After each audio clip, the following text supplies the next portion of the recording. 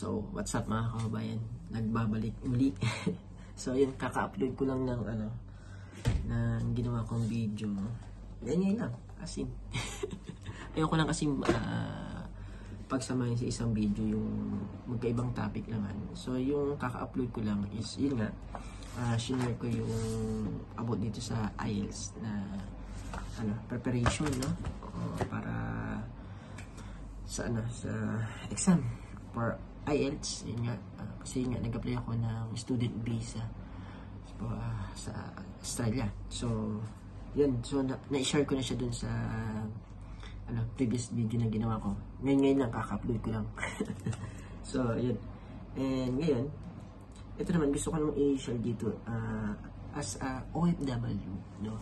Kailangan natin meron tayong investment, marunong tayong mag-budget, mag-save, at mag-invest. So, ito, hindi malaki, no?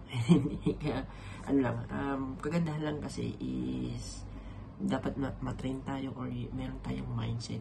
Priority natin yung pagsisipag, pag-invest. Kasi nga, hindi tayo habang buhay magtatrabaho sa abroad. Diba? So, yun. And dahil good news, no? Maganda yung portfolio ko ngayon. So, ito, kaka-check ko lang. Actually, sarado yung market kasi Sunday, di ba? So, walang, so, Monday na siya. Pinag-iisipan ko kung ibibenta ko siya kasi magkakaroon naman ako ng gain or i-hold ko lang. Diba? And depende yan kasi magkaiba yung oras sa Pilipinas and kailangan kong gumising ng maaga. 5 hours. Siguro gising ako ng mga mga 6:11 na yun. So, dapat gising ako ng mga alas 5, alas 10. So, yun. So, sobrang maaga, kailangan maaga akong gumising ng madaling araw para, yun nga, ma-prepare ko kung pag, ibibenta ko ba or i-hold ko muna.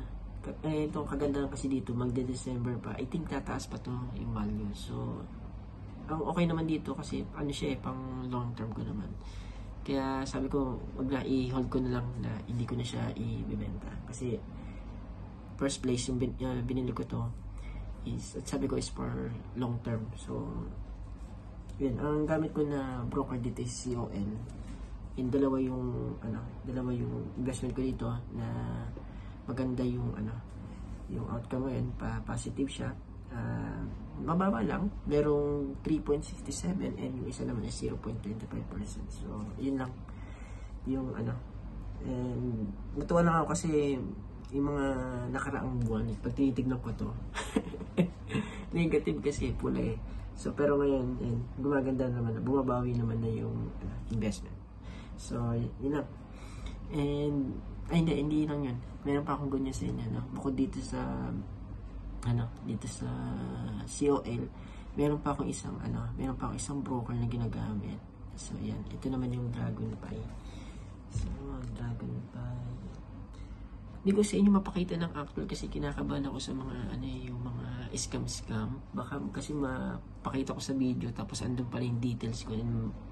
May ma-hack, di ba? Ganun. So, kabado ako. Tsaka hindi naman ito kalaki yan. Kaya gusto ko lang i-share sa inyo as OFW kasi yun nga, kailangan natin mag-invest. So, yun. Ito pa. Ito yung sa Dragonfly ko. Yun. Dito ang kaganda dito sa nabili ko dito sa Dragonfly. Nakareceive ako ng dividends. Yeah. Bukod dun sa value na tumaas yung value ng binili ko, nakareceive pa ako ng dividends. Saan ka pa, di ba? Doble yung yung earning na na-receive ko. I mean, hindi pa naman siya earning kasi tumaas yung value. Kung ibibenta ko, mag-earn ako. Yung isa naman, nag-earn na ako kasi naka-receive ako ng dividends. Diba? So, yun lang. And I think maganda pa naman din yung yung stock ngayon dito kasi ito naman siya positive at 2.61%. So pwede na kasi 200 more din yung yung tinaas ng value ng stock na binili ko dito sa Dragonfly. So yun. So sa COL At maganda rin yung value ng binili ko doon. Actually, yun ang kagandang kasi dito, no? Kaya natutuwa ako. Kasi magkaibang stock to. Iba yung stock ko sa COX, iba yung stock ko dito sa Dragonfly. And pareho silang, nag-gain. So, di ba? And, ito naman, ito yung gusto ko na, yung sa Dragonfly, ito yung gusto kong, kumbaga, pag nag-gain ako, ito yung ibebenta ko. Yung sa COL ko, siya, pang long term. Hayaan ko siya doon, na nagdadagdag lang ako doon. So, dito nagdadagdag ako, pero nagbebenta, tapos bibili ako ulit, parang and so, yun yung ginagawa ko for my investment. And, meron pa akong gusto ko i-share sa inyo. Ito, bukod dun sa investment ko for the stock market, so, meron akong broker na ginagamit na COL and yung Dragonfly, and meron din akong ito, yung Bonds PH. So dito sa Bonds PH, naka-receive din ako ng email na naka-receive ako ng interest. Actually kasi dito, quarterly dito. Actually meron pa ako yung check din natin yan, no? Meron din akong PDAX. So check rin natin. I-check ko rin yung PDAX na. So yun.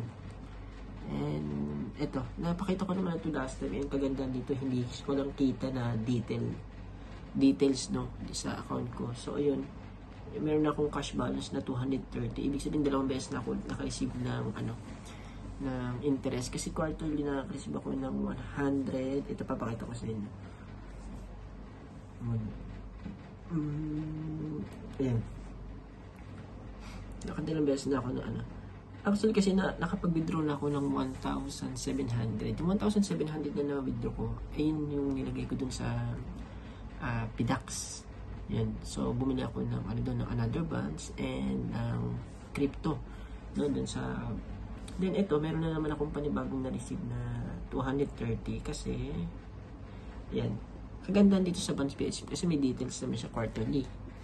So, yan. Meron akong na-receive ng March 6, 2024, 115, June 6, and ito yung latest na September 6, 115. Nakapag-withdraw ko, kaya ang tira na lang dito sa cash balance is 230. So, ipunin ko siya ulit. Pag okay na, at medyo malaki na ulit ito, itatransfer ko dun sa PDAX. So, yun. Ayun lang yung mga ayun yung small investment ko as OFW. Bukod sa Pag-ibig MP2, SSS. So, yun, meron din ako mga ganito. And, ayun, dahil nabanggit ko sa inyo yung PDAX, yung interest na kinikita ko dun sa Bonds PH, tinatransfer ko dito sa PDAX. Diba? So, napapaikot ko lang ito. And, lagyan natin itong yung ba yung account ko dito?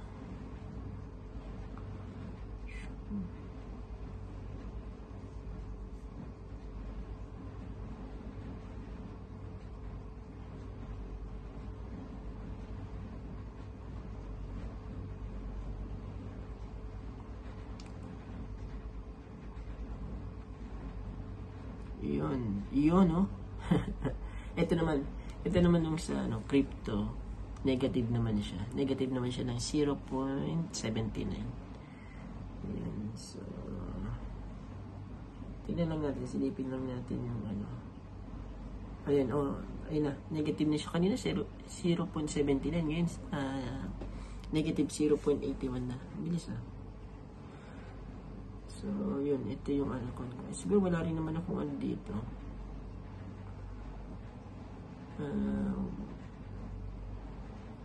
Ayan, no?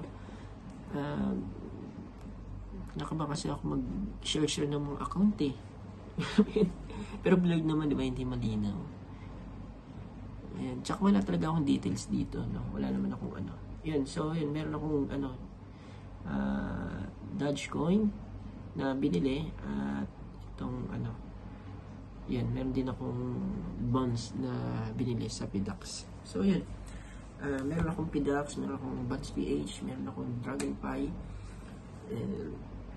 meron akong COL, meron akong Pag-ibig, and SSS. So yun mga small ways ng investment na ginagawa ko, no? So, talagang binabudget ko.